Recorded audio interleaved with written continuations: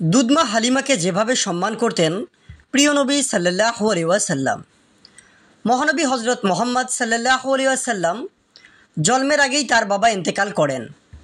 জন্মের পর মায়ের কোলে ছিলেন খুব অল্প সময়, কারণ তৎকালীন অভিজাত আরব সমাজের শিশুদের কোলাহলমুক্ত গ্রামীণ পরিবেশে দুধ মায়ের কাছে রাখার প্রচলন ছিল। সামাজিক প্রথা অনুযায়ী একেবারে শিশু বয়সে মোহাম্মদ সাল্লাল্লাহু আলাইহি সাল্লামের জন্য দুধ মায়ের খোঁজ করা হয়। শিশু মোহাম্মদ সাল্লাল্লাহু আলাইহি সাল্লামের দুধমা হওয়ার সৌভাগ্য লাভ করেন বনু সাকিব গোত্রের হালিমা সাদিয়া। তার কাছে 5 বছর বয়স পর্যন্ত ছিলেন মোহাম্মদ সাল্লাল্লাহু আলাইহি ওয়াসাল্লাম। তবে এর মাঝে 2 বছর পর মোহাম্মদ সাল্লাল্লাহু আলাইহি সাল্লামকে কিছুদিনের জন্য মায়ের কোলে ফিরিয়ে দিয়েছিলেন হালিমা সাদিয়া।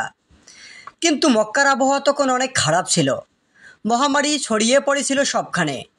তাই মা আমিনা ও আত্মীয়গণ তাকে আরও কিছুদিন হালিমার কাছে রাখা নিরাপদ মনে করেছিলেন।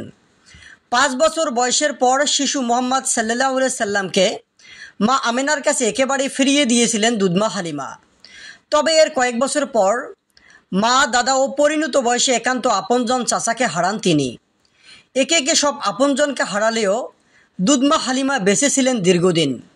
হালিমা নিজের চোখে দেখেছেন তার দুধ খাওয়া শিশুটি আরব জাতির অবিসংবাদিত নেতা ও ইনসানিয়াতের রাহবার হয়েছেন।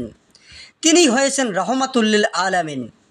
হালিমা সাদিয়া নবী হিসেবে মোহাম্মদ সাল্লাল্লাহু আলাইহি সাল্লাম ও তার উপর অবতীর্ণ মহাগ্রন্থের প্রতি ঈমান এনেছিলেন। রাসূল সাল্লাল্লাহু আলাইহি সাল্লাম দুধমা হালিমাকে অনেক সম্মান করতেন, তাকে বসার জন্য নিজের চাদর বিছিয়ে দিতেন। একদিন হালিমা সাদিয়া হাজির হলেন মহানবী সাল্লাল্লাহু আলাইহি সাল্লামের সামনে। যেইমাত্র নবীজি সাল্লাল্লাহু আলাইহি সাল্লাম দুধমাকে দেখলেন, আনন্দে আত্মহারা হয়ে গেলেন।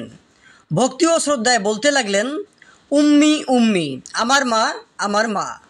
মহানবী সাল্লাল্লাহু আলাইহি সাল্লাম নিজের গায়ের চাদর খুলে বিছিয়ে দিলেন দুধ মায়ের বসার জন্য। তার আগমনে চূড়ান্ত সম্মান ও মর্যাদার প্রকাশ ঘটালেন। উপস্থিত সাহাবায়ে কেরাম বিস্মিত চোখে শুধু তাকিয়ে রইলেন। প্রিয় শ্রোতাবিন্দু, যারা ভিডিওটি দেখলেন অবশ্যই পাশে থাকবেন। আল্লাহ হাফেজ, ধন্যবাদ।